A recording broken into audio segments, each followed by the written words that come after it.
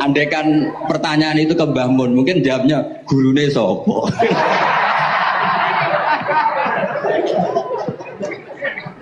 Tapi mungkin kalau ke mbah-mbah saya ya juga mbah-mbahnya nih Biha juga Mbak Abdul Aziz, mungkin memputuku. Tapi kalau saya ingin cerita tentang saya paling ya, aku sergep. Ya yang jelas tuh dalika fadlu wa yuti apa? Mayas. Tapi gini, kalau ini menghormati bahasa saya ini, kalau ijazah begini, dulu Mbak Mun tuh sering cerita juga bahasa. Penak kepengen ngalim, ku sinau sedurunge ngaji. Ya, misalnya kamu ngaji takrib atau ngaji wahab sama Mbah Mun, kamu baca dulu. Sebelum ngaji. Sebelum ngaji. Nah, setelah dibaca, misalnya kamu baca rofa, kok Mbah Mun baca jer, kamu baca jer, Mbah Mun baca rofa, berarti goblok tulen. Karena semua teori Anda kok salah. Ya misalnya Mbah Mun baca wadakaro sopa al-musonifu, kamu baca wadakaro musonifu. Berarti kan goblok banget itu.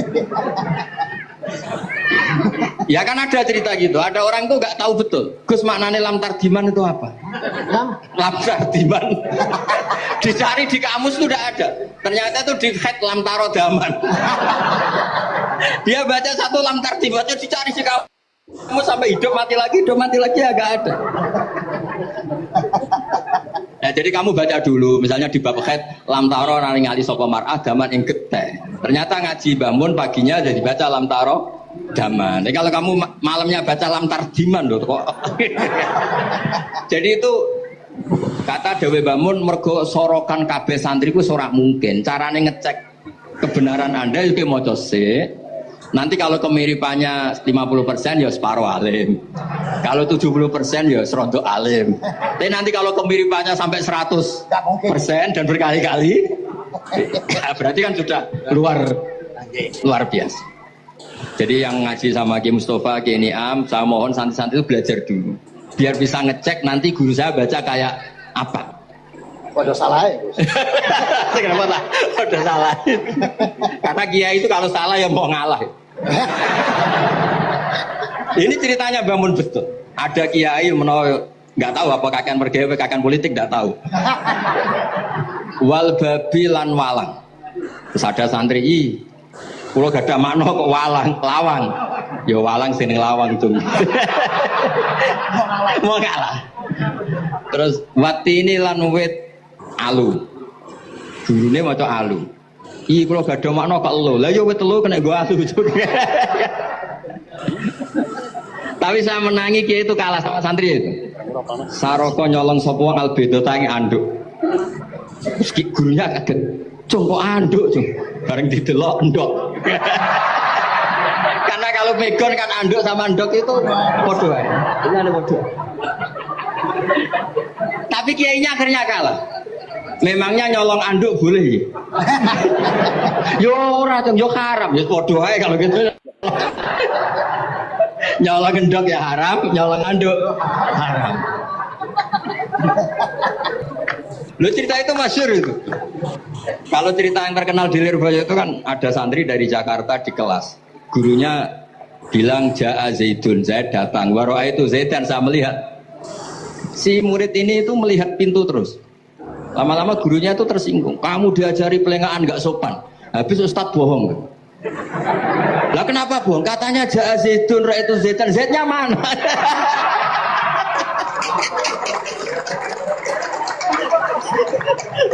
Dia gak ngerti. Zaid datang, saya melihat. Mana orangnya kok dibahas-bahas terus itu. Ya, jadi yang serius tadi kalau sampean ingin nguji kualitas Anda, makanya saya dulu itu pede baca kitab di depan Mbah Mun karena ya ngecek. Dan dulu itu Gus Zofur, Gus Kamil sebelum ngaji ya itu mesti sinau sama saya. Nanti ketika Mbah Mun baca, tadi kalau kemiripannya kita 90% ya bagus. Syukur-syukur sampai 100. Dan itu terulang sampai Wahab Hatam, Jamul Jami' Hatam. Sehingga kita tahu. Jadi kalau diskusi kita kok salah ya tahu, kalau benar ya tahu. Kalau tahqiq ya tahu. Biasanya kalau tahqiq itu Mbah Mun karena takut nyalahkan kiai-kiai Jawa. Kalau baca 2 kali, misalnya begini. Yasmalu, kadang diwaca Yasmilu ya apa-apa nggih Jawa wae gitu. Karena kalau kita memaksakan sampai benar seperti di kamus, kayaknya kalau ki Jawa itu berat. berat sekali. Domeli bojo bola balik mesti ora goblok wis apik lah. Karena kalau baca tahqiq itu kan butuh kamus. Yang benar itu Yasmalu misalnya. Tapi kan populer juga orang baca Yasmilu. Saya itu menangi loh. Kiai Jawa dulu baca Simai itu menangi, Master Simai. Lama-lama setelah banyak alumni Al-Azhar terus berdasar kamus baca Samai semua sekarang. Saya menangi kiai itu baca Dilalah. Lama-lama karena sekarang udah banyak punya kamus, baca Dalalah. Fa'alah. Jadi kiai itu juga kadang-kadang keteror muridnya. Makanya Syekh Zakaria Al-Ansori itu pernah ditanya, kenapa engkau begitu alim alama sampai dilakopi Syekhul Islam? Kata beliau itu lucu jawabannya, karena saya ini orang yang sial.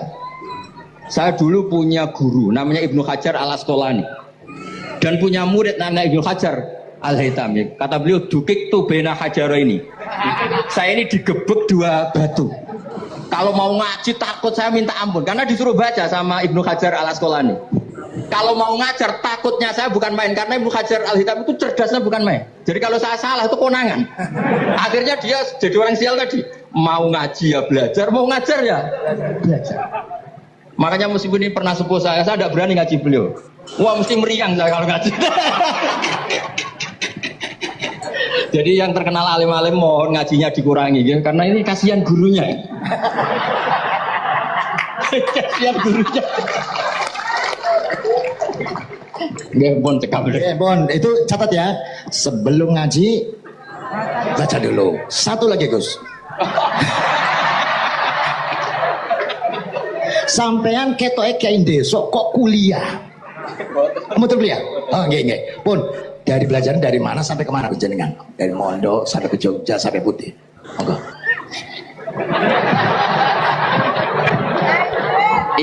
Ini karena sesuai kontrak, nggak boleh nyulaini janji sekali aja Sekali tak tekno kok. Jadi sebetulnya kalau di ilmu, saya kan sering ketemu ahli geologi, ahli sosiologi. Sebetulnya di ilmu kita, saya kan lama di Jogja dan itu yang saya pakai juga ilmu zaman di pesantren. Misalnya sosiologi itu kan ada mukaddimahnya Ibnu Khaldun. Itu kan teorinya luar biasa. Misalnya begini, kenapa Rasulullah itu harus dari suku Quraisy, suku yang sangat terhormat di Mekah? Itu secara teori sosiologi, bukan teori nubuah. Kata Ibnu Khaldun, Nabi itu mesti final dari kaum itu aneh. Saya ulang lagi, Nabi itu final dari kaum pasti aneh. Nah masa aneh-aneh ini ditoleransi oleh umatnya karena beliau dari suku yang terhormat. Coba kalau dia dari suku, beliau dari suku yang hina, pasti pas aneh-aneh langsung diadili. Ya kalau di NU lah, ndak Gus Dur kok bikin aneh-aneh di NU kan langsung tuntas. Tapi berhubung Gus Dur coba Hasim. Orang itu mentoleransi, bahkan mengira jangan-jangan teori beliau lebih baik ketimbang kita. Nah makanya terus kata Ibnu Khaldun, ma ba'atsawu nabiyan illa fi manaatin min qaumin, tidak ada nabi diutus kecuali dari kaum terbaik supaya masa-masa transisi ini nggak ada perlawanan. Nah itu namanya sosiologi. Jika beliau ngendikan ini versi tarikh bukan versi Ibnu Khaldun saja. Ketika sahabat disuruh hijrah karena disakiti orang kafir Quraisy, lah engkau sendiri ya Rasulullah, saya ini orang Quraisy, nggak akan ngalami yang seperti Anda alami. Nah itu namanya sosiologi. Begitu juga matematika. Saya sering ketemu pakar matematika dari UI, dari UGM. Misalnya bilang zakat kan 2,5% misalnya zakat tidak. Saya bilang kalau ngitung itu porogabit, padahal kita zaman sekolah porogabit itu pantangan. Tapi saya bilang saya punya matematika lebih cepat. Apa itu Pak Bah? Kalau manggil saya Pak Bah. Kalau di kitab disebut rubu'ul usur apa? Jadi bertahap. Misalnya 1 juta, usurnya akan 100.000. Setelah 100.000 rubuhnya 25.000. Itu kita tidak usah pakai catatan bisa. Nah itu matematika Arab. Makanya orang Arab tuh nggak bisa nulis, tapi matematikanya cepat karena bertahap. Misalnya 1 miliar ya cari aja usurnya 100 juta. Berarti rubuhnya 25 juta. Berarti 2/5, 2,5-nya 1 miliar itu 25 juta. Tapi kalau orang Arab bilang itu rubuhul usur. Diusurkan dulu baru dirubuh.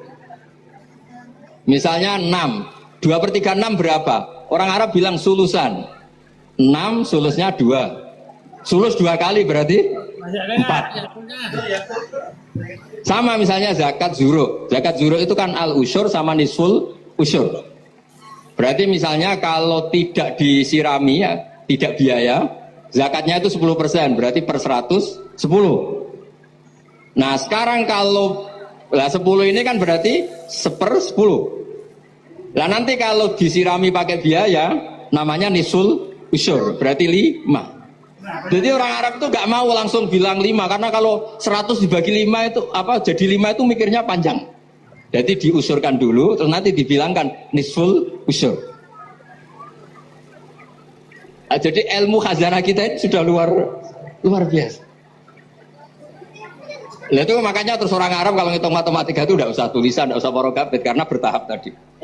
Jadi misalnya 2,5, bahasannya apa? Rubu'ul usyur. 1 miliar, usurnya berapa? 100. Rubu'nya berapa? 25. Nah ini semoga buatan ngengkari janji. Wassalamualaikum warahmatullahi wabarakatuh.